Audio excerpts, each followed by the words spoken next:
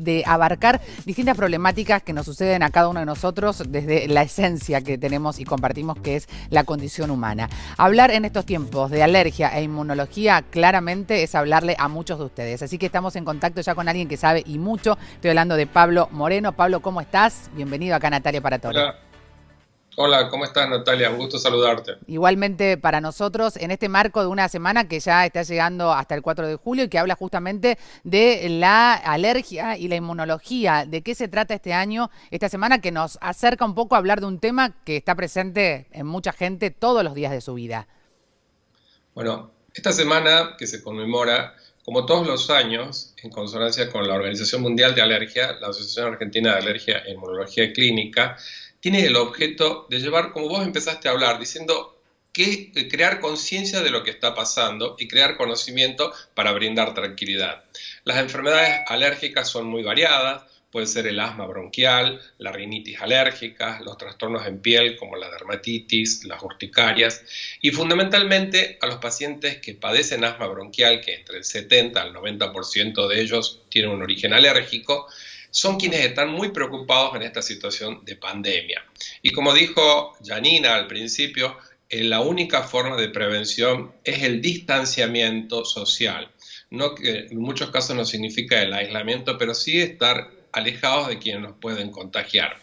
Y el asma bronquial es una enfermedad que afecta fundamentalmente al pulmón, a los bronquios, y como todos sabemos, el COVID hace foco en los bronquios, en los pulmones, y es ahí donde más a los pacientes asmáticos les preocupa.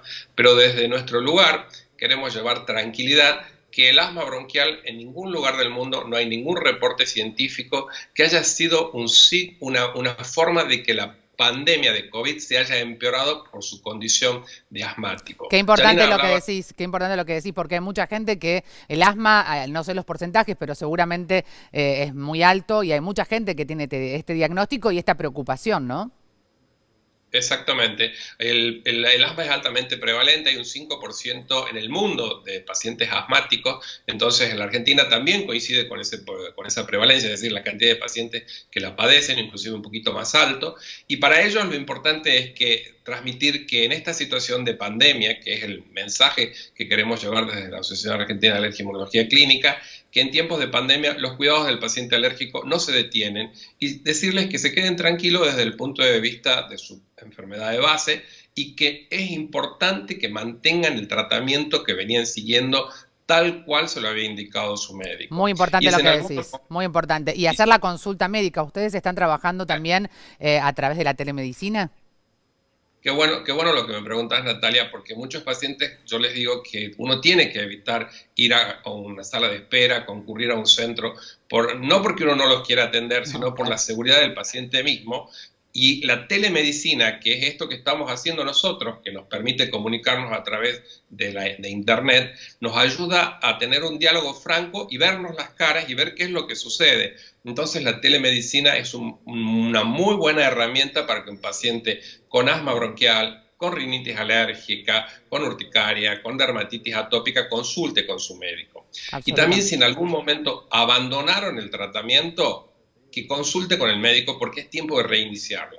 Vos sabés que Hablabas de asma, pero también hay un montón de otras alergias. Por ejemplo, cuando venimos acá tenemos compañeros que dicen, "Ay, estoy en una etapa de alergia suprema, mayor que en otras épocas del año. ¿Cómo hacer para cuidar la salud de quienes claramente quizás sienten que es un síntoma similar al COVID? Viste que vos decís, bueno, tengo un poco más de mucosidad o estornudo. ¿Cuáles son los síntomas a los que hay que estar atentos para hacer la consulta? Bueno, importantísimo lo que me preguntas, porque no solo a quienes la padecen, algunas veces uno refiere a alergia con los síntomas que tiene en la nariz, que se llama rinitis alérgica, que es cuando uno dice estoy congestionado, Claro. tengo moco, estornudo con frecuencia, se llama rinitis alérgica. Y en este tiempo puede llegar a lugar a confusión, porque una exacerbación, un aumento de los síntomas de la rinitis alérgica puede llegar a confundirnos con que uno Sí. está enfermo de COVID. Pero hay un dato fundamental que es la fiebre.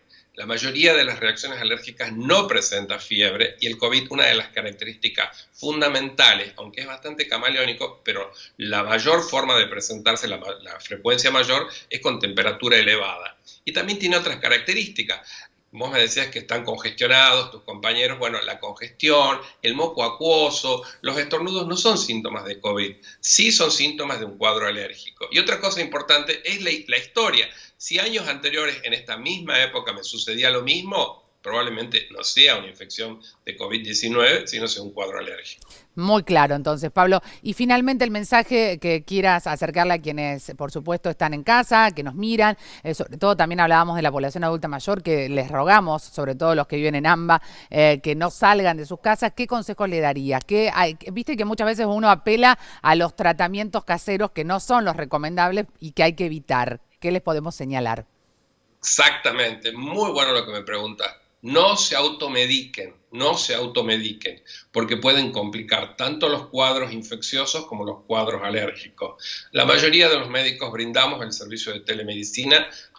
Consulten con su médico a través de la telemedicina, inclusive hay obras sociales prepagas que las reconocen, entonces busquen esa solución a través de la telemedicina, no se automediquen. Primero es eso, y segundo, que se queden tranquilos porque ni el asma bronquial ni las otras enfermedades alérgicas han mostrado una relación de peoría en esta pandemia. Es decir, que si vos te llegás a contagiar de COVID-19, por tu condición de asmático no vas a estar peor que cualquier otro que se haya contagiado. Bueno, Pablo, gracias por tu mensaje y sobre todo por esta información tan oportuna y precisa, porque a veces el temor o el prejuicio hace que uno entre en una situación emocional que no ayuda para nada. Así que muchas gracias por tu tiempo y por tu conocimiento, por compartirlo.